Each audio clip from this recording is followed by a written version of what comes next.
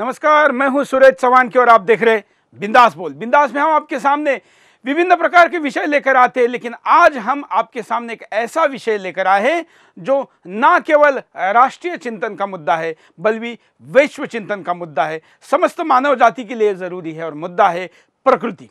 जी हाँ, विश्व पर्यावरण दिवस के मौके पर हम आपके सामने इस प्रकृति के, इस पर्यावरण के विषय को लेकर आए हैं। हमारे साथ विशेषज्ञ के तौर पर भी गेस्ट जुड़े रहेंगे। आप भी हमेशा की तरह कॉल करके आपके बात को कह पाएंगे, लेकिन आज इस मुद्दे को हमने इसलिए लिया है क्योंकि प्रकृति, जो प्रकृति भगवान ने बनाई, जिस प्रकृति का घटक हम है, सब है, ये पेड़ पौधे हैं, हवा पानी है, सब कुछ है, उस प्रकृति का दोहन करते करते करते अब स्थिति ऐसी आ गई कि अब प्रकृति हमारा दोहन करने लगी। और इसलिए भारतीय सोच, इसलिए भारतीय विचार और भारतीय दर्शन ही एकमात्र ऐसा उपाय है जो इस प्रकृति को बचाने और साथ में हमको बचाने के लिए सही मार्गदर्शन करता है। ये कदापि नहीं हो सकता कि हम बच जाए और प्रकृति नष्ट हो, और ये भी कदापि नहीं हो सकता कि हम प्रकृति को नष्ट करें और हम बच जाए। और इसलिए हम इन पंच महाभूतों के थ्योरी को, विचार को, दर्शन को, विज्ञान को समझते हैं, मानते हैं। और भारत ये कहता है कि पूरी जो प्रकृति बनी है वो पंच महाभूत, पंच तत्व उसको कोई कहे, इस पर बनी है, जिसमें जल, आकाश, वायु, अग्नि, ये सारे जो चीज़ें हैं, ये चीज़ों को लेकर, इन पंच महाभूतों को लेकर हम प्रकृति को भगवान ने निर्माण किया है। हम उसी के घटक हैं।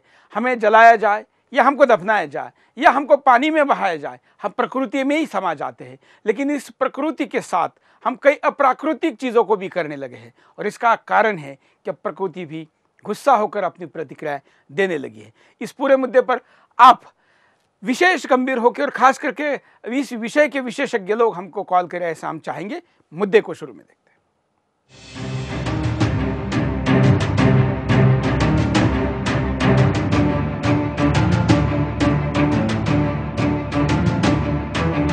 आज पूरे विश्व में जो पर्यावरण असंतुलन देखने को मिल रहा है, उसका कारण कोई और नहीं बल्कि हम खुद हैं।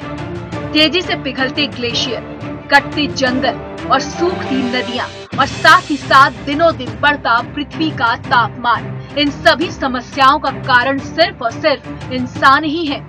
आज हम हर साल 5 जून को विश्व पर्यावरण दिवस का आयोजन महज एक रस्म अदायगी के तौर पर करते हैं।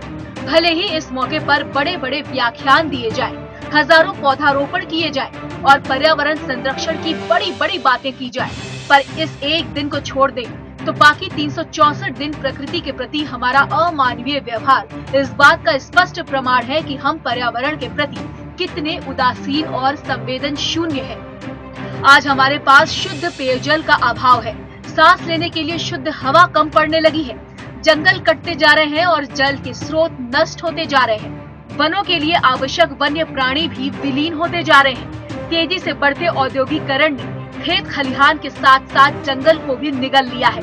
वन्य जीवों का आशियाना छिन गया है। कल कारखाने लगातार काला धुआं उगल रहे हैं, जिससे हवा में जहरीले गैसों की मात्रा दिनों दिन बढ़ती जा रही है। ये सब भविष्य में पैदा होने वाली खतरे की घंटी है। भारत की 70% आबादी आज भी गांव में रहती है। अब वो भी धीरे धीरे शहरों की तरफ रुख कर रही है, जबकि शहरी जीवन नर्क से भी बदतर हो चला है। गांव को अगर छोड़ दिया जाए तो शहर पूरी तरह से कंक्रीट के जंगल बन गए हैं। वहाँ हरियाली का नामो निशान नहीं है। बहुमंजिला इमारतों के जंगल पसरते जा रहे हैं। गांव से पलायन करने वालों की झुग्गियां शहरों की समस्या बनती जा रही है। अगर सरकार गांव को सुविधा संपन्न बनाने की ओर ध्यान दे तो वहां के लोगों का पलायन रुक सकता है। धरती का तापमान लगातार बढ़ रहा है, इसलिए पशु पक्षियों की कई प्रजातियां भी लुप्त हो गई हैं। भारत में 50 करोड़ से भी अधिक जानवर हैं। इनमें से 5 करोड़ हर साल मर जाते हैं और 6.5 करोड़ नए जन्म भी लेते हैं। वन्य प्राणी तो प्राकृतिक संतुलन स्थापित करने में सहायक होते हैं, लेकिन शायद हम इस बात को ठीक तरह से नहीं समझ पाते। वन्य प्राणी प्राकृतिक संतुलन को स्थापित करने में सहायक होते हैं। उनकी घटती संख्या पर्यावरण के लिए घातक भी है, लेकिन शायद हम इंसान इस बात को नहीं समझ पाते। अब जल संकट भी गंभीर रूप धारण कर चुका है, इसलिए जल स्रोतों को सूखने से बचाने के साथ साथ जल प्रदूषण को रोकने के उपाय भी करने होंगे। निरंतर बढ़ती जनसंख्या, पशु संख्या, औद्योगिकरण, जल स्रोतों के दुरुपयोग और वर्षा में कमी, कई ऐसे कारणों से जल प्रदूषण ने उग्र रूप धारण कर लिया है। नदियों के साथ साथ अन्य जल स्रोतों में कारखानों से निकलने वाले रासायनिक पदार्थ और साथ ही गंदा पानी मिलकर वो जल को प्रदूषित करते हैं, जिससे कई भयानक बीमारी का हम शिकार होते जा रहे हैं। जिस तरह से लगातार प्रदूषण का ग्राफ बढ़ता जा रहा है, उससे केवल हमारा आज ही नहीं बल्कि हमारा आने वाला भविष्य भी खतरे में पड़ गया है।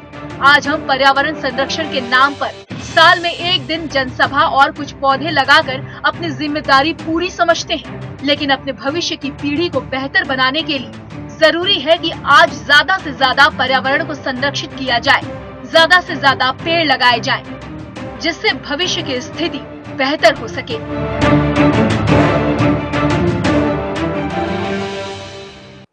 हमारे साथ पर्यावरण विषय डॉक्टर उपासना सिंह है। डॉक्टर उपासना, मैं आपका स्वागत करता हूं और आज के इस पर्यावरण दिवस के मौके पर आयोजित इस बिंदास में क्या कहेगी आप कार्यक्रम के शुरू में?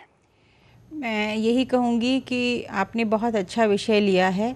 पर्यावरण का जो विषय है वो किसी एक सीमा में बंद कर नहीं हम उसको आंक सकते हैं। ये पूरे विश्व के लिए उतनी ही ज़्यादा चिंता का विषय है। जिस तरीके से आजकल ये गिरती जा रही है पर्यावरण की स्थिति, पूरे विश्व के लिए ये खतरे की घंटी है और अभी हमें जाग जाना चाहिए और अभी हमें इसकी तरफ विशेष ध्यान देना चाहिए। बिल्कुल, लेकिन अब इस दिशा में हम केवल पर्यावरण दिवस जब आता है तभी कुछ बातें करते हैं देश भर में, अन्य दिनों में तो इसका कोई दखल नहीं लिया जाता है। देखिए, ये बहुत दुख की बात है कि हम लोग अपने सारे जो विशेष जो हमारे फ़र्ज हैं उनको हम किसी एक दिन में बांध देते हैं। अर्थ डे हो गया, लाइट डे हो गया, अब ये पर्यावरण दिवस हो गया। ऐसे नहीं होना चाहिए, क्योंकि पर्यावरण तो हमारे जीवन का आधार है। हमारी जो सांस आती जाती है इसको निरंतर ये पर्यावरण पर ही तो आधारित है। तो एक दिन पर तो हम इसको नहीं हमें सीमित करना चाहिए, हमें इस पर निरंतर काम करने की आवश्यकता है और रोज़ हमें पर्यावरण दिवस मनाना चाहिए। ये एक दिन में हम इसको नहीं बांध सकते हैं और इसी की जागरूकता हमको लानी चाहिए। और ये पर्यावरण दिवस रोज कहने के बजाय मैं कहता हूँ कि हर पल हर क्षण हम हिंदुस्तान में मनाते थे इसलिए कह रहा हूं कि अब हम उस विषय को उतना याद नहीं रखे हैं। हमारे यहाँ पर हम सवेरे उठते ही भगवान के दर्शन लेने से पहले भी अपने हाथ की तरफ देखते थे और माफ करिए, हम अपने दिन की शुरुआत जो करते हैं वो भगवान को स्मरण करके करते थे, प्रकृति का स्मरण उसमें करते थे। कहते थे कराग्रे वस्ते लक्ष्मी, कर मध्य सरस्वती, कर मूले तुम गोविंदम, प्रभाते कर दर्शनम। इसके साथ हम जब जमीन पर पैर रखने जाते थे अपने दिन की शुरुआत करके, तब हम कहते थे समुद्र वसने देवी, पर्वत स्तन मंडले, विष्णु पत्नी नमस्तुभ्यम, पादस्पर्शम समस्व में। मतलब ये धरती माता, जिसको हम विष्णु पत्नी भी मानते हैं, तेरे ऊपर मैं जो पैर रखने जा रहा हूं इसके लिए भी मुझे माफ कर। ऐसा सोच रखने वाला समाज, ऐसी संस्कृति, ऐसी सभ्यता प्रकृति का दोहन ही कैसे कर सकती थी। और इसलिए इस विचार के भारतीय दर्शन के लंबे समुदाय ने लाखों वर्ष पृथ्वी पर जीने के बावजूद प्रकृति का कोई नुकसान नहीं किया। लेकिन चंद 200-300 साल में जो देश पैदा हुए, उन लोगों ने बस उपभोग का भावना पैदा किया और फिर प्रकृति का दोहन शुरू किया। डॉक्टर उपासना जी, जो भारतीय दर्शन की बात हम करते हैं, क्या यही एकमात्र रास्ता प्रकृति को बचाने का है, ऐसा आपको नहीं लगता? बिल्कुल, आप बिल्कुल सही बात कह रहे हैं। यहाँ पर मैं आपसे एक बात चर्चा करना चाहूँगी कि हमारा जो बहुत पुराना, हजारों साल पुराना जो हमारा एक विषय है पंचवटी, वो पंचवटी हमारे लिए, पर्यावरण के लिए एक संजीवनी बूटी है। यदि हम उसको दोबारा जीवित कर पाएँ तो हमारे पर्यावरण के लिए बहुत अच्छा होगा, ना केवल हमारे लिए बल्कि ये पूरे विश्व के लिए अच्छा होगा। क्योंकि पंचवटी के बारे में ये कहा जाता है, लोगों की धारणा थोड़ी सीमित इस समय है, वो मानते हैं कि ये सिर्फ पेड़ हैं। जहाँ भगवान राम रहते थे तपोवन में, जो पंचवटी उन्होंने एक जगह थी, वो सिर्फ उस जगह का नाम था, जबकि ऐसा नहीं है। पंचवटी ये 5 अमृत पेड़ थे जिनको हमारे जीवन का 5 आधारभूत तत्व माना गया है। जिन 5 तत्वों से हमारा शरीर बना है ये वो 5 पेड़ हैं। इसीलिए भगवान राम ने वहाँ पर जहाँ ये 5 पेड़ थे अपनी कुटिया बनाई थी। और ये जो 5 पेड़ हैं इनका हमारे वेदों में उल्लेख है, पुराणों में उल्लेख है। और माना जाता है कि यदि हम इनको लगाएं तो न केवल ये पर्यावरण के लिए बहुत ज़्यादा फायदेमंद होते हैं बल्कि सभी जीव जंतु, कीट पतंगे, सभी जंतुओं के लिए ये उतना ज़्यादा संजीवनी का काम करते हैं कि इसको हमें दोबारा से जीवित करने की आवश्यकता है। और अभी जितनी ज़्यादा हम पंचवटी लगाएं उतना ज़्यादा अच्छा है। इससे हमारा जो ऑक्सीजन है वो ज़्यादा मिलेगा, जड़ी बूटियाँ ये सब मिलेंगी, खाने पीने को मिलेगा। और जो आजकल हम कह रहे हैं कि पक्षी ख़त्म हो गए हैं, गौरैया नहीं दिखती हैं, कहाँ घोंसले बनाएंगे जब हमारे पर्यावरण में जगह ही नहीं बची है, मनुष्यों के लिए जगह नहीं बच रही है, तो जीव जंतु और पक्षी कहाँ जाएंगे। तो हमें अपने पुराने जो जड़ें हैं वहाँ लौटना है, जो पुराने पेड़ हैं हमें खोज करने की आवश्यकता है। जो हमारे आयुर्वेद में इतने सारे पेड़ों का उल्लेख है, हमें उनको खोजना है कि एक पेड़ लगाने से 750 पेड़ लगाने का पुण्य जो प्राप्त होता है, ऐसे ऐसे पेड़ हमारे यहाँ पर हैं।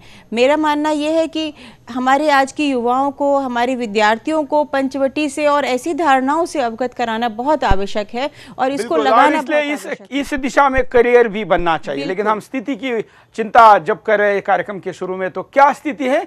तो बस प्रकृति, आप अपने खुद के विकास के लिए प्रकृति का कितना भी असीमित दोहन कर सकते हैं और इस दोहन के लिए आपको कोई दंडित भी नहीं करेगा, आपके खिलाफ कोई कार्रवाई भी नहीं होगी। अगर होती भी है तो चंद रुपए देकर आप उसको छूट सकते हैं। अब दुनिया भर में एक कार्बन क्रेडिट की भी संकल्पना लाई गई है। मैं डॉक्टर उपासना से इस विषय पर बात करना चाहूँगा। डॉक्टर उपासना, जिस प्रकार से कार्बन क्रेडिट की बात की गई है कि एक देश गंद फैलाएगा और दूसरा देश गंद ना फैलाने वाले देश को सब्सिडाइज करेगा, पैसे देगा, क्या ये मूर्खता नहीं है या पैसे के नाम पर या एक नए कंसेप्ट के नाम पर प्रकृति के दोहन की छूट नहीं है? देखिए, ये वही बात है कि जो गरीब है उसको आप प्रलोभन दे रहे हैं कि भाई तुम पैसे लो और हमारे घर की गंदगी अपने घर में डाल लो। लेकिन जो गरीब देश है उसको ये नहीं समझ में आ रहा है कि थोड़े से पैसों के लिए वो बिल्कुल अपना जीवन गिरवी रख रहा है, अपने देश का जो आगे का जीवन है वो समाप्त कर रहा है। तो ये गलत बात है। ये सक्षम लोग जो हैं, जो शोषण कर रहे हैं, जिन लोगों का शोषण कर रहे हैं, उन लोगों को जागरूक होने की आवश्यकता है। और ऐसा कचरा निकल ही क्यों रहा है जिसके लिए उनको अपने देश से बाहर जाके फेंकना पड़े? यदि वो कचरा उत्पन्न कर रहे हैं तो उसी को उनको जिम्मेदार है कि उसको वो सब्सिडाइज करें, उसको वेस्ट मैनेजमेंट के थ्रू उसको वो न्यूट्रल करें। उनको अगर कोई इन्वेंशन करना है तो उसका जो वेस्ट मैनेजमेंट है उसका प्लान पहले बनाना चाहिए। उसके बाद उनको अपनी कोई भी इन्वेंशन, कोई भी खोज उनको करनी चाहिए। यदि उनके पास उसका उपाय नहीं है, प्लास्टिक जैसे शहरों में आजकल आपको बिल्डिंग बनाने के पहले आपका पार्किंग की व्यवस्था पहले पूछी जाती है, वैसे ही प्रकृति के दृष्टिकोण से किसी भी प्रकार का नया कोई इन्वेंशन आता है, खोज आती है, उत्पाद आता है, तो उसका प्राकृतिक दृष्टिकोण से होने वाले दुष्प्रभावों का उपाय क्या है ये पहले पूछे जाना चाहिए। कॉलर हमारे साथ हैं, उनके पास चलते हैं। जय हिंद। जय हिंद सर। बोलिए सर। मैं ये कहना चाहूँगा सर कि पर्यावरण के प्रति सच में सर हमें जागरूक होने की सर जरूरत है। सर हमें तो ये चाहिए सर कि जितने भी सर आजकल देखते हैं हर जगह से कहीं ना कहीं हर जगह लोग पॉलिथीन का यूज़ करते हैं, फेंक देते हैं। सर उससे सर हम लोग ही बदलेंगे। अगर ऐसा किया जाए कि अगर पॉलिथीन की जगह हम लोग खुद अपने घर से थैला लेके जाएं, सामान उसमें लाएं, तो इससे पर्यावरण का जो नुकसान हो रहा है उससे सर एक फायदा होगा। और पॉलिथीन का जितना ही कम उपयोग करेंगे उससे कहीं ज़्यादा पर्यावरण का सर फायदा ही फायदा होगा। बिल्कुल, धन्यवाद। उपासना जी के पास चलते। उपासना जी, जो ऐसे छोटे छोटे नुस्खे में लोगों को बिजी करके फंसा के रखा जाता है और जो मूल बुनियादी मुद्दे हैं उन बातों को छोड़ा जाता है, उस दिशा में क्यों नहीं काम होता? बिल्कुल होना चाहिए, लोगों को जागरूक करना चाहिए। और ये जो प्लास्टिक का बड़े पैमाने पे जो उत्पादन यहाँ पर हो रहा है उसको रोकना चाहिए। लोगों को जागरूक करना चाहिए कि ये जो आप कचरा उत्पन्न कर रहे हैं ये केवल आपकी जनरेशन के लिए नहीं है, ये आपकी आने वाली पीढ़ियों के लिए है। हमें जो हमारे पूर्वजों ने देश दिया, जो वातावरण दिया, क्या वो हम वातावरण अपने आने वाली जनरेशन के लिए छोड़ के जा पाएंगे? बिल्कुल नहीं जा पाएंगे। जिस तरीके से इस समय 50 तरीके के कचरे आ गए हैं, ई कचरा आ गया है और पता नहीं कैसे कैसे रेडियो एक्टिव जो कचरा बचता है वो आ गया है।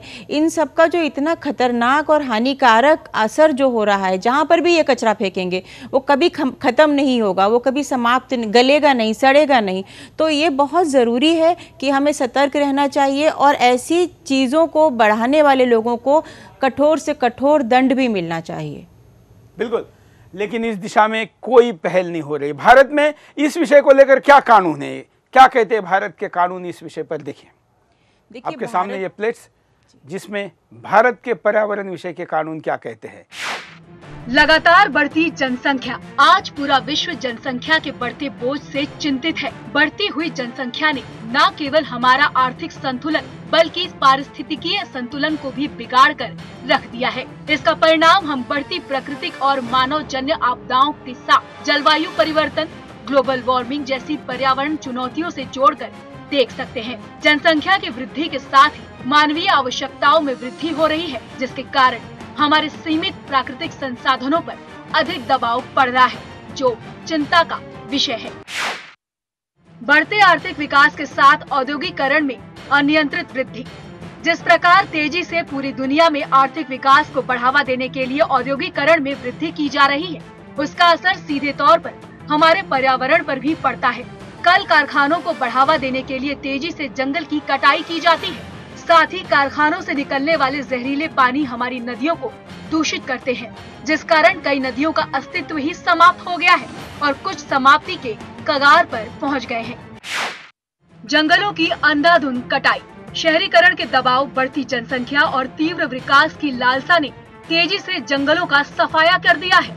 वर्तमान में सिर्फ एक हफ्ते में हमारी धरती से 5 लाख हेक्टेयर में फैला जंगल साफ कर दिया गया है। संयुक्त राष्ट्र संघ की रिपोर्ट के अनुसार हर साल धरती से 1% जंगल का सफाया किया जा रहा है, जो पिछले दशक में 50% ज्यादा है। वैज्ञानिक संसाधनों का अधिक उपयोग। आज के दौर में हम अपनी सुविधा के लिए वातानुकूलन ऊर्जा संयंत्रों जैसी मशीनों पर निर्भर हो गए हैं, जो अधिक मात्रा में ऊर्जा उत्पन्न करती हैं, जिस कारण हमारा वातावरण बिगड़ गया है, जिससे पर्यावरण तो प्रदूषित होता ही है, साथ ही हम कैंसर जैसी गंभीर बीमारी की चपेट में भी आते जा रहे हैं। ये तो हमने आपको कारण दिखाया कि क्या कारण है जिन कारणों से ये स्थिति बनी है, और इन कारणों का अगर हम ध्यान रखेंगे तो निश्चित तौर पर हम प्रकृति को केवल दोहन तक सीमित नहीं रखेंगे। हमारे साथ उपासना जी जुड़ी है। उपासना जी, हम इन कारणों में आप क्या जोड़ेगी, क्या बढ़ोतरी करेगी? देखिए, कारण बहुत सारे हैं। जो आधुनिकता की तरफ हमारा इस समय पूरी तरीके से रुझान हो गया है, वो एक सबसे बड़ा कारण है। हमारे यहाँ जितने भी कंस्ट्रक्शन हो रहे हैं, जितनी भी बिल्डिंगें बन रही हैं, मेट्रोज़ बन रही हैं और सुरंगें टनल्स बनाई जा रही हैं, उन सब का असर, इन सारी बातों का असर हमारे पर्यावरण पर हो रहा है। पहाड़ काटे जा रहे हैं, नदियाँ सुखाई जा रही हैं, तो ये इस सब का असर कहाँ जाएगा? पर्यावरण पे जाएगा। और मैं तो ये भी कहूँगी कि जो इतने भूकंप आ रहे हैं, जो आए दिन इतनी ज़्यादा प्राकृतिक आपदाएं हो रही हैं, उनका जो मूल कारण है वो पर्यावरण के साथ पूरी तरह से की गई छेड़छाड़ है। इसको रोकना चाहिए। जो इतनी ऊंची ऊंची बिल्डिंगें हम लोग बना रहे हैं, 100 मंजिला बिल्डिंगें हम लोग बना रहे हैं, उसका जो वजन है वो कहाँ जाएगा?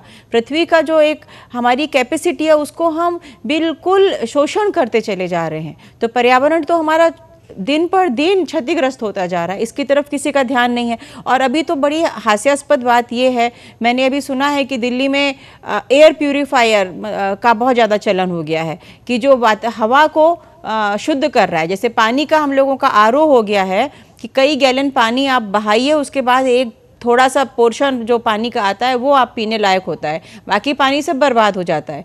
अब हवा में भी आपको प्यूरिफाई करके सांस लेनी पड़ेगी, तो इससे ज़्यादा हमारे लिए ख़राब बात क्या हो सकती है? बिल्कुल, बल्कि आजकल तो जितने भी एसी आ रहे, सेंट्रलाइज एयर कंडीशन आ रहे, या जितने आप बड़े ऑफिसेस में जाएंगे आपको एक बड़ा सा मशीन लगा हुआ दिखेगा, खास करके बॉस के कैबिन से उसकी शुरुआत होगी कि जिसमें एयर प्यूरीफायर होगा। और अब तो कई जगह पर ऑक्सीजन पार्लर भी खुल रहे हैं, जिसमें लोग अंदर जाके से ऑक्सीजन ले लेंगे और फिर बाहर आएंगे ताज़ा तवाना, मतलब जिसको हम फ्रेश होकर बाहर आएंगे कहेंगे, तो क्या ये बातों से उल्टा नुकसान नहीं होगा? बहुत बहुत नुकसान है। और आप ये देखिए कि हम क्या सोच रहे हैं, हम किस दिशा में जा रहे हैं। हम ये भूल गए हैं कि हम किस देश के वासी हैं।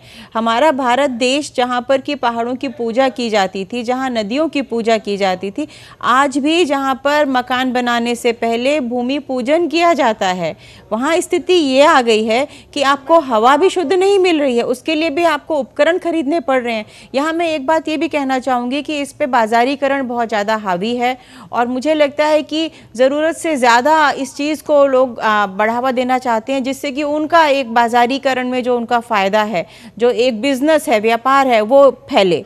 ये भी बहुत ज़रूरी है जानना, क्योंकि पानी के लिए आप देखिए कितना ज़्यादा आंदोलन हो चुका है। पहले एक्वागार्ड आया था, फिर आरओ आ गए, अब और 50 टेक्निक आ रही हैं कि शुद्ध पानी पीजिए, शुद्ध पानी पीजिए। उस देश में जहाँ पर कि सूखा पड़ रहा है, जहाँ पर लोगों को पानी पीने को नहीं मिल रहा है, वहाँ हज़ारों गैलन पानी को शुद्ध करने में बहा दिया जाता है। तो ये क्या हम लोग एक अमीर और गरीब की खाई भी बहुत ज़्यादा बढ़ती जा रही है। और मैं इस आरओ के साथ आपसे एक बात पूछना चाहूँगा, आप इसके एक्सपर्ट हैं। जो आरओ के कारण जिस प्रकार से कई प्रकार के तत्वों को, खनिजों को, कई प्रकार के मिनरल्स को जो बाहर किया जाता है, उसका भी तो नुकसान होता है। बहुत नुकसान होता है, बहुत मिनरल्स पानी का निकल जाता है और उसमें पानी में जो स्वाद नहीं रहता है, उसकी वजह यही है कि उसमें से मिनरल हट जाते हैं। और मैं ये मानती हूँ कि साफ नदी का पानी, साफ झरने का पानी इतना पौष्टिक और इतना विटामिन युक्त होता है कि उसकी तुलना किसी और चीज़ से करी ही नहीं जा सकती है। पहले के जो हमारे साधु सन्यासी होते थे, सिर्फ पानी पे कई कई महीने, कई कई साल बिता देते थे व्रत लेके, लेकिन अब तो स्थिति आ गई कि पानी ही आपके 200 से ज्यादा बीमारियों का कारण बन गया है, क्योंकि उसमें हमने हजारों प्रकार के रसायनों को मिला दिया है। हमारे साथ कॉलर जुड़े, उनके पास चलते हैं। जय हिंद। जय हिंद। बोलिए सर। प्रकृति को भोग की वस्तु बनाने की परंपरा तो शहरों से ही चलती आ रही है। जागरूक शहरों में रह रहे लोगों को ही होना पड़ेगा। इसकी शुरुआत शहरों से होती हुई गांवों में भी पहुंच रही है। अतः आपसे अनुरोध है कि इसके लिए अभियान चलाया जाए ताकि पर्यावरण को दूषित होने से बचाया जाए। धन्यवाद। धन्यवाद। और हम आपको ग्राफिक्स में भी दिखाते हैं जो कानून भारत के क्या कहते हैं, जो थोड़ी देर पहले हमको कारण आपको दिखाया, लेकिन ये दिखाना था, अब दिखाते हैं। पर्यावरण की गुणवत्ता के संरक्षण के लिए आवश्यक कदम उठाना, पर्यावरण प्रदूषण के निवारण नियंत्रण के लिए राष्ट्रव्यापी कार्यक्रम की योजना बनाना और उसे क्रियान्वित करना, पर्यावरण की गुणवत्ता के मानक निर्धारित करना, राज्य सरकारों, अधिकारियों और संबंधितों के काम में समन्वय स्थापित करना, ऐसे क्षेत्रों का परिसीमन करना जहां किसी भी उद्योग की स्थापना ना की जा सके। इन नियमों का उल्लंघन करने वालों के लिए कठोर दंड का प्रावधान है। यहाँ पर अभी हम आगे बढ़ेंगे, लेकिन आगे बढ़ने के पहले एक छोटा सा ब्रेक लेंगे। ब्रेक के बाद दोबारा आएंगे बिंदास बोल जाए।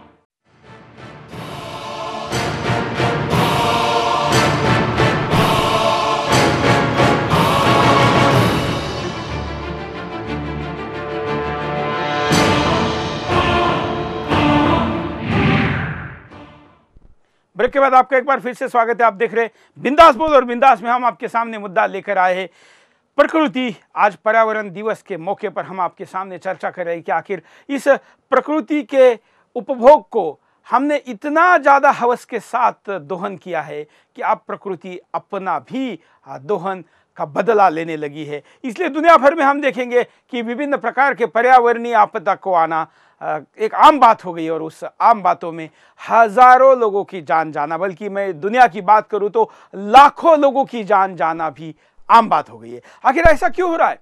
खास करके तब जब हम बड़े विकसित होने की बात करते हैं, हम बड़े तकनीकी होने की बात करते हैं, हम बड़े आगे बढ़ने की बात करते हैं, लेकिन हम प्रकृति के विषय में क्यों पिछड़ रहे हैं?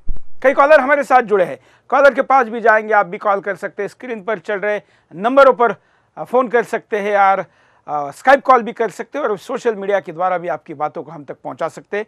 कॉलर के पास चलते हैं। जय हिंद। बोलिए। चलिए, शायद कॉलर से संपर्क टूट गया। हम जरा परिणाम देख लेते हैं।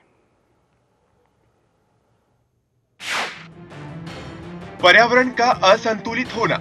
लगातार बढ़ते प्रदूषण से अनियमित बारिश का खतरा बढ़ जाता है। कहीं सूखा तो कहीं बाढ़ की स्थिति पैदा हो जाती है, जो सीधे तौर पर हमारे जनजीवन को प्रभावित करता है और प्राकृतिक असंतुलन की स्थिति पैदा हो जाती है। ओजोन परत में छिद्र होना। क्लोरोफ्लोरोकार्बन नामक रासायनिक तत्व का प्रयोग इस परत के छिद्र होने में बड़ा कारण है। 1985 में वैज्ञानिकों ने एक परीक्षण में पाया कि अंटार्कटिका महाद्वीप अर्थात दक्षिणी ध्रुव के हिम प्रदेश के ऊपर लगभग 30 किलोमीटर पर वायुमंडल में ओजोन की परत में एक बड़ा छेद हो गया है। वहां ओजोन की मात्रा में 20% की कमी हो गई है। गंभीर बीमारी का खतरा। प्रदूषण के बढ़ते प्रकोप से हम कम उम्र में ही कैंसर, एलर्जी, अस्थमा, प्रतिरोधक बीमारियां, अपंगता और कई प्रकार की मानसिक बीमारी से घिरते चले जाते हैं। गंदे जल के कारण कई बीमारियों के जीवाणु फसलों में चले जाते हैं, जो मनुष्य के शरीर में पहुंचकर घातक बीमारियां पैदा करते हैं। भोपाल गैस कारखाने से रिसी गैस के कारण हजारों लोग मर गए, कितने ही अपंग हो गए। ग्लोबल वार्मिंग का बढ़ता खतरा। लगातार बढ़ते प्रदूषण के स्तर से ग्लोबल वार्मिंग का खतरा तेजी से बढ़ रहा है, जिसके परिणाम स्वरूप हमारे ग्लेशियर पिघलते जा रहे हैं। नदियों की मुहाने कई किलोमीटर तक पीछे चले गए, जो हमारी जीवनदायिनी नदियों के अस्तित्व के लिए घातक है। साथ ही पृथ्वी का तापमान भी दिनों दिन बढ़ता जा रहा है। जलवायु परिवर्तन का खतरा। जलवायु में अनियमितता देखने को मिलेगी। पर्यावरण प्रदूषण से न समय पर वर्षा आती है और न ही सर्दी गर्मी का चक्र ठीक चलता है। सूखा, बाढ़, ओला जैसे प्राकृतिक प्रकोप भी बढ़ रहे हैं। प्राकृतिक संसाधनों की समाप्ति। अगर हम इसी प्रकार से प्रकृति का दोहन करते रहे तो दिन दूर नहीं जब पूरी मानव सभ्यता के सामने प्राकृतिक संसाधन का संकट आ खड़ा होगा। पीने के साफ पानी का अकाल हो जाएगा और आने वाले भविष्य में कई महत्वपूर्ण और जीवनदायिनी तत्वों का भंडार खत्म हो जाएगा।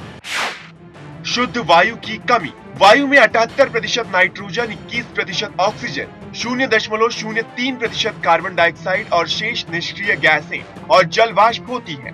हवा में मौजूद ऑक्सीजन ही जीवधारियों को जीवित रखता है। कारखानों से निकलने वाले धुएं से वातावरण में कार्बन डाइऑक्साइड की मात्रा बढ़ती जा रही है, जो स्वास्थ्य संबंधी बीमारी का कारक होता है। कॉलर के पास चलते हैं। जय हिंद। जय हिंद चौहान के जी।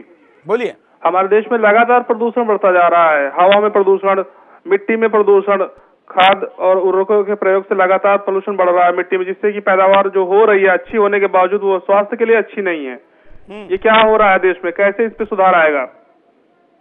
बिल्कुल, धन्यवाद। उपासना जी के पास चलते। उपासना जी, जब प्रकृति का दोहन होता है तो उसकी कोई मर्यादाएं नहीं रहती और फिर उसके परिणाम की भी मर्यादाएं नहीं रहती, तो आपको क्या लगता है कि मेजॉरिटी में या प्रमुखता से क्या परिणाम है जो डरावने हैं?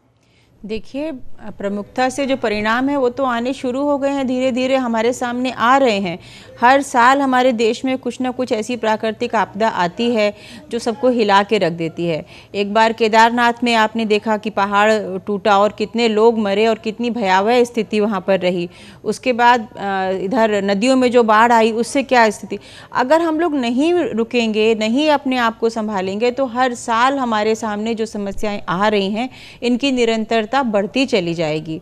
और जब निरंतरता बढ़ेगी तो आप एक बात ध्यान रखिए कि प्रकृति, उसके ऊपर किसी का भी कंट्रोल नहीं हो सकता है। कितने भी बड़े मौसम वैज्ञानिक हों, कितने भी बड़े प्रकृति के हमारे अनुसंधान करता हूँ, लेकिन कोई भी सटीक भविष्यवाणी नहीं कर पाता है जब प्रकृति अपना रौद्र रूप दिखाती है। जैसा कि अभी आपने नेपाल में देखा जो त्रासदी हुई, इतना भूकंप आया, बहुत दुखद है। लेकिन उसके पीछे कहा जा रहा है कि कुछ वजह हैं। माना जा रहा है कि चाइना की तरफ से टनल खोदी जा रही थी या कुछ ऐसी बातें हैं जो कि शायद हमारे तक पूरी तरीके से नहीं पहुंची हैं। उनकी वजह से भी इतना ज़्यादा पहाड़ जो है टूटे हैं और वहाँ पर भूकंप आया है। तो अगर हम लोग यहाँ पर अपने देश में नहीं संभलेंगे, और दूसरी बात यह है कि जो हम लोग देखते हैं कि न्यूक्लियर आजकल बॉम्ब का, और बॉम्ब्स कितने आजकल पूरे विश्व में कहीं ना कहीं पर कुछ ना कुछ लड़ाई झगड़ा चल ही रहा है, युद्ध स्तर की कार्रवाई हो रही है। तो वहाँ पर जो इस तरीके के युद्ध इनके अस्त्रों का जो प्रयोग किया जाता है तो वो पूरा प्रकृति में फैल जाता है। वो ऐसा नहीं है कि उसी देश की सीमा के अंदर संकुचित होकर वहीं के लोगों को को प्रभावित करता है, नहीं, वो पूरे विश्व तक पहुंचता है। वो हवा जो है किसी से रुकती नहीं है।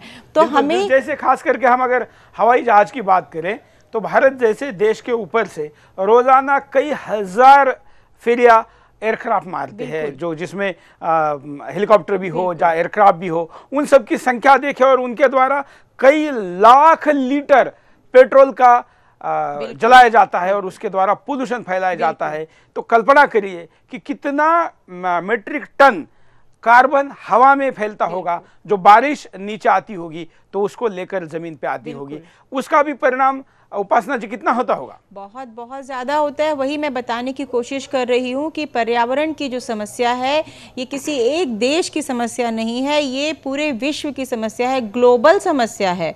अगर चाइना में कोई बम फटता है तो उसका असर हम तक ज़रूर आएगा, अगर कहीं पर कोई त्रासदी होती है तो उसका असर हम पर ज़रूर आएगा। ऐसा नहीं होगा कि उस देश में हुआ है तो हम शांति से बैठ जाएं कि उसी देश की ये समस्या है, नहीं।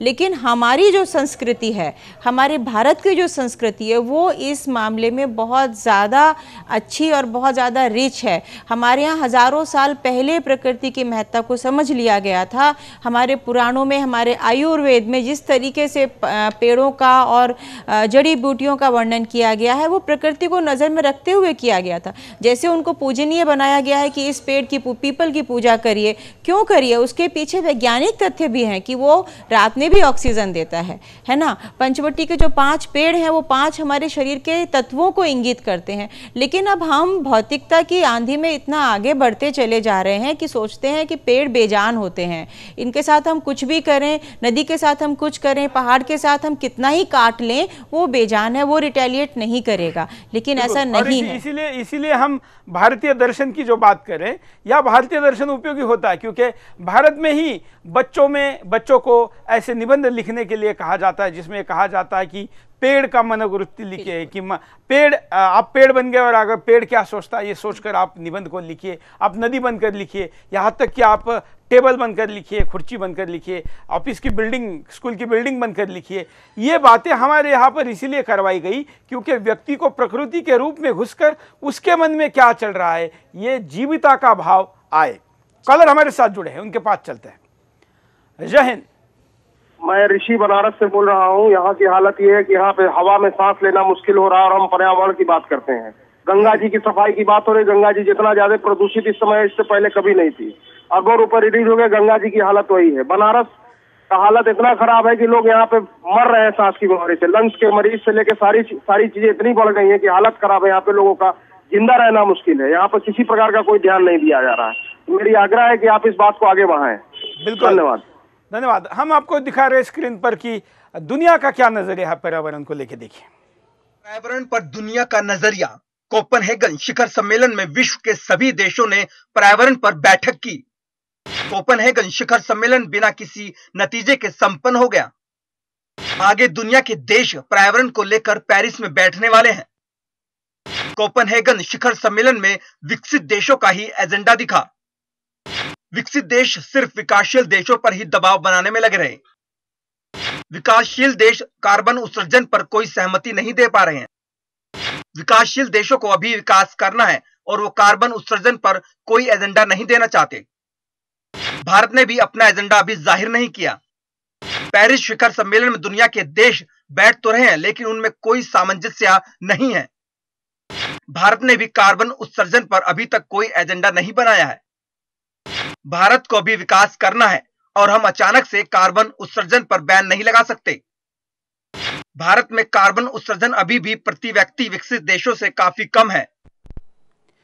उपासना जी, जब कार्बन उत्सर्जन की बात आती है तो अमेरिका जैसा देश जो दुनिया के संसाधनों का सबसे ज़्यादा दोहन करता है, ब्रिटेन या यूरोप जैसे देश या चाइना जैसे देश हमको सिखाते हैं कि आप आपके यहाँ पर कार्बन का उत्सर्जन को रोकिए।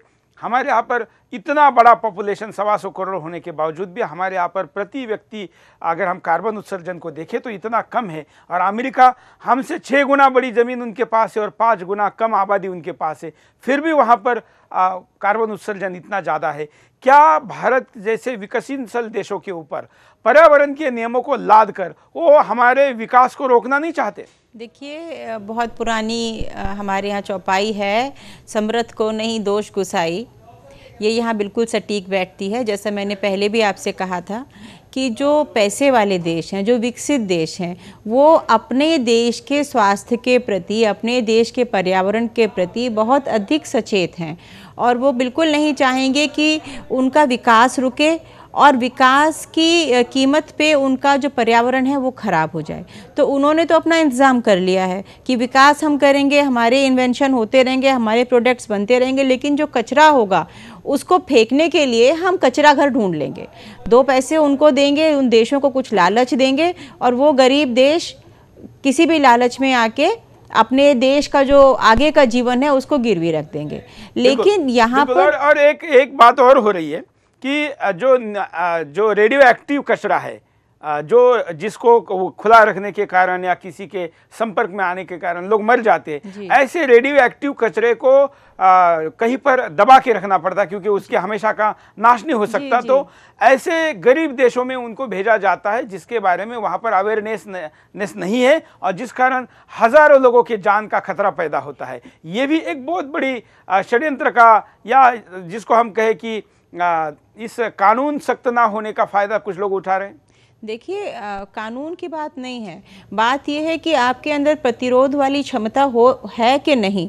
यदि हमारे भारत देश को इस तरीके का प्रस्ताव मिलता है और इसके बदले में एक बहुत अच्छी फ़ायदेमंद डील दी जाती है, तो क्या हमारा देश उस डील के खिलाफ जाने की हिम्मत करेगा? क्या वो ये लालच छोड़ेगा कि नहीं, हम अपने देश के स्वास्थ्य के प्रति, पर्यावरण के प्रति ज़्यादा समर्पित हैं और हमें कोई भी कीमत इसके लिए मंजूर नहीं है? तो ये तो लाइन हमको खींचनी पड़ेगी और ये लाइन हम आम जनता नहीं खींच सकती है। ये लाइन जो हमारे देश की जो इस समय शासक हैं उनको खींचना है, उनको कहना है, उनके अंदर ये क्षमता होनी चाहिए कि वो इस तरीके का एक डिसीज़न लें, एक निर्णय लें कि नहीं, हमारे देश जैसा भी आपने दिखाया निर्णय नहीं लिया गया है, कार्बन उत्सर्जन में भारत का भी निर्णय स्पष्ट नहीं है। तो मैं यही मानती हूँ कि ये जो हमने जिन लोगों को चुना है उन लोगों की जिम्मेदारी बनती है कि वो हमारे देश के पर्यावरण को ग्लोबल मंच पर सुरक्षित रखें। अंदर तो हम लोग रखेंगे, हमारी आम जनता के हाथ, लेकिन उसको सुरक्षित रखने का मतलब जाता है कि आप अपने यहाँ पर विकसित बड़ी बड़ी इंडस्ट्रीज नहीं लगा सकते हैं, उसके नाम पर आपके विकास को रोड़ा बनाया जाता है। देखिए, लेकिन उसके लिए आपको कहीं तो लाइन ड्रॉ करनी पड़ेगी। क्या आप विकसित होने के लिए क्या आप हमारे देश के आने वाली पीढ़ियों का स्वास्थ्य गिरवी रख देंगे? क्या आप चाहेंगे कि वो टेढ़ी मेढ़ी और अंधी लूली पैदा हो? नहीं चाहेंगे। अगर हमें अपने देश के स्वास्थ्य की परवाह है तो हमें विकास की लालच में आके हम उनको गिरवी नहीं रख सकते हैं। और ये तो फिर उनकी क्षमता के ऊपर है कि वो कैसी नीतियां बनाते हैं, कैसे वो जाकर विश्व के पटल पे अपनी मांग रखते हैं, कैसे उसको मनवाते हैं। और योग्यता की परख तो इसी चीज़ में होती है ना। अगर वो अपने आप को सरेंडर कर देंगे तो फिर तो कोई भी कर सकता है, फिर तो शासक बनने में और आम आदमी में कोई फर्क ही नहीं है। तो बिल्कुल कॉलर के पास चलते हैं। जय हिंद। हेलो, बोलिए, क्या कहना है आपको? जय हिंद सर। हाँ सर, मैं राजेश बात कर रहा हूँ मेरठ से। मैं कहना चाहता हूँ कि जिस तरह से देश के अंदर नियमों का उल्लंघन करते हुए अवैध फैक्ट्रियां लगाई जा रही हैं, उन पर पूर्ण तरह से रोक लगानी चाहिए। ये अवैध फैक्ट्रियां ही प्रदूषण की सबसे बड़ी वजह है। बिल्कुल, धन्यवाद। पर्यावरण से जुड़े आज के इस पर्यावरण दिवस से जुड़ी कुछ खास बातें देखिए। पर्यावरण दिवस को संयुक्त राष्ट्र ने प्रकृति को समर्पित दुनिया भर में मनाया जाने वाला सबसे बड़ा उत्सव। पर्यावरण प्रदूषण की समस्या पर सन 1972 में संयुक्त राष्ट्र संघ ने स्टॉकहोम में विश्व भर के देशों का पहला पर्यावरण सम्मेलन आयोजित किया। इसकी शुरुआत 1972 में 5 जून से 16 जून तक संयुक्त राष्ट्र महासभा द्वारा आयोजित विश्व पर्यावरण सम्मेलन से हुई। संयुक्त राष्ट्र संघ के विश्व पर्यावरण सम्मेलन में पहली बार 119 देशों ने भाग लिया। पर्यावरण सम्मेलन का उद्देश्य पर्यावरण के प्रति जागरूकता लाते हुए राजनीतिक चेतना जागृत करना और आम जनता को प्रेरित करना है। 19 नवंबर 1986 से पर्यावरण संरक्षण अधिनियम लागू हुआ। उपासना जी, विश्व कितने देरी से जागा है पर्यावरण को लेकर? हमारे यहाँ तो लाखों साल पहले से पर्यावरण दिवस या पर्यावरण के प्रति इतनी जागरूकता है। अशिक्षित जिसको आज का समाज कहता है, वो आम आदमी भी पर्यावरण के प्रति इतना जागरूक है और शंकराचार्य से लेकर तमाम साधु संत इसके जागरण का काम धर्म के नाम पर हमेशा करते आए हैं। इस मॉड्यूल को दुनिया को अपनाने में क्या दिक्कत है? देखिए, बिल्कुल दिक्कत नहीं होनी चाहिए। इसको आप संकुचित दृष्टि से ना देखें, क्योंकि ये किसी एक धर्म विशेष की धरोहर नहीं है, ये विश्व के फ़ायदे की चीज़ है। इसको यदि आप ये मान के चलेंगे कि ये इस धर्म विशेष की बातें हैं तो हम इनको नहीं अपनाएंगे, ये गलत बात है। क्योंकि यदि आप धर्म को अलग हटा के उनका वैज्ञानिक दृष्टि से भी परीक्षण करें, जैसे हमारे यहाँ हर घर में तुलसी होना आवश्यक माना जाता था, और तुलसी के जो औषधीय गुण हैं वो किसी से छुपे हुए नहीं हैं। पीपल की पूजा होती थी, पीपल का ऑक्सीजन कितना ज़्यादा लेवल होता है सबको मालूम है। तो इस तरीके से आंवला है, हमारा सीता अशोक है, बरगद है, गूलर है, तो ये जो हमारे पेड़ हैं ये किसी धर्म की वजह से पूजनीय नहीं है, वो उनके अपने गुणों की वजह से पूजनीय है। और मुझे नहीं लगता है कि किसी के गुणों की वजह से उसको धर्म के दायरे में बांध दिया जाए और फिर उसको ना अपनाया जाए। इसको जितना ज़्यादा हम फैलाएंगे उतना ही हमारा पर्यावरण शुद्ध रहेगा, और हमारी जो प्राकृतिक आपदाएं जो दिन पर दिन बढ़ती चली जा रही हैं उनसे हमें काफ़ी हद तक हमें राहत मिलेगी। बिल्कुल। हमारे साथ कई कॉलर भी जुड़े हुए हैं, उनके पास भी चलेंगे। आप भी कॉल कर सकते हैं, अपनी बात को रख सकते हैं। स्क्रीन पर चल रहे स्काइप आईडी पर भी आप वीडियो कॉल कर सकते हैं, आपकी बात सोशल मीडिया के द्वारा भी रखा सकते हैं। हमारा सोशल मीडिया हैंडल है फेसबुक के लिए है facebook.com/सुदर्शन न्यूज़, और साथ में हमारा ट्विटर अकाउंट है सुदर्शन न्यूज़ टीवी। आप हमारे विभिन्न प्रकार के सोशल मीडिया हैंडल के साथ ही www.sudarshannews.com पर भी इस कार्यक्रम को लाइव देख सकते हैं। आप हमारे मोबाइल एप्लीकेशन को भी डाउनलोड करके इस कार्यक्रम को लाइव देख सकते हैं, हमारे विभिन्न अलर्ट को, ब्रेकिंग न्यूज़ को पा सकते हैं। हमारी ऐसी विभिन्न प्रकार की इनपुट्स आप तक पहुंचे, इसलिए आप हमारे सोशल मीडिया हैंडल से जुड़े रहें, और केवल एक तरफा जुड़े रहने के बजाय आप अपनी प्रतिक्रिया भी हम तक जरूर पहुंचाएं। कॉलर के पास चलते हैं। जय हिंद। सर बोलिए। सर, मैं दिल्ली से संदीप बोल रहा हूँ। हाँ सर, मैं ये कहना चाहता हूँ, अगर पर्यावरण में कुछ कमी आ रही है तो उसका कारण और रीजन हम और आप ही लोग हैं, क्योंकि हम अपने स्वार्थ के चलते अपने पर्यावरण को भूल जाते हैं और पेड़ों को और पौधों को लगाते कम है, काटते ज्यादा है। तो कहीं ना कहीं सर अगर कुछ गलत हो रहा है तो इसका सबसे बड़ा कारण हम लोग ही है, और उसी के कारणवश गर्मी भी आजकल इतनी हो गई कि आम आदमी का जीना दूभर हो गया है। धन्यवाद।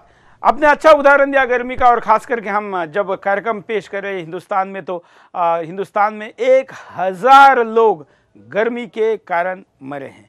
पहली बार नहीं हुआ, इसके पहले भी हुआ है। आंकड़ा इससे आगे पीछे हमेशा होता रहता है, लेकिन इन 1000 लोगों के मृत्यु का जिम्मेवार अगर कोई है तो हम सब, ये पूरा समाज है, जिसने कभी भी इस पर्यावरण की हानि के प्रति उतना आवाज़ नहीं उठाया जितना व्यक्तिगत हानि के लिए हमेशा आवाज़ उठाता है। उपासना जी, व्यक्तिगत हानि और सार्वजनिक हानि, या देश की हानि और उसके बाद हम प्रकृति की हानि, ऐसा जो भेदभाव लोग करते हैं उसका परिणाम अब देखने को मिल रहा है। लोग जगेंगे, इसके लिए क्या किया जाए? देखिए, इसके लिए सबसे ज़्यादा ज़रूरत है कि हम जागरूकता के कार्यक्रम करें, हम लोगों को ये समझा पाएँ। हम आने वाली जो नई नस्ल है, हमारी जो बच्चे हैं, स्कूलों में जाएं, उनको समझाएं कि ये जो आपके पेड़ हैं ये आपका जीवन का आधार हैं। यदि इनका आपने संरक्षण नहीं किया और अगर आपने इनको काटा और इनको बर्बाद किया तो आपको शुद्ध हवा नहीं मिलेगी, और हवा भी आपको खरीद कर लेनी पड़ेगी। सांस लेने के लिए आपको हवा खरीदनी पड़ेगी। पानी आजकल खरीद कर पीने की जो एक तरीके से चलन चल पड़ा है। बिल्कुल। हाँ, वैसे आपको ऑक्सीजन की बोतल भी पीछे टांग कर नाक में पाइप लगा कर घूमना पड़ेगा। जी, देखिए, हमारी संस्कृति में माना जाता था कि जल, वायु, पृथ्वी, सूर्य सबके लिए बराबर है, उसमें अमीर गरीब कुछ नहीं है, ऊंच नीच कुछ नहीं है। लेकिन अब ऐसा नहीं है। अब जो अमीर लोग हैं पानी उनको नसीब है, जो अमीर लोग हैं शुद्ध हवा उनको नसीब है, यहाँ तक कि धूप भी, क्योंकि अब ऊंची ऊंची बिल्डिंगें इतनी बन रही हैं, आप देख रहे हैं शहरों में, कि वहाँ पर धूप भी नहीं आती है।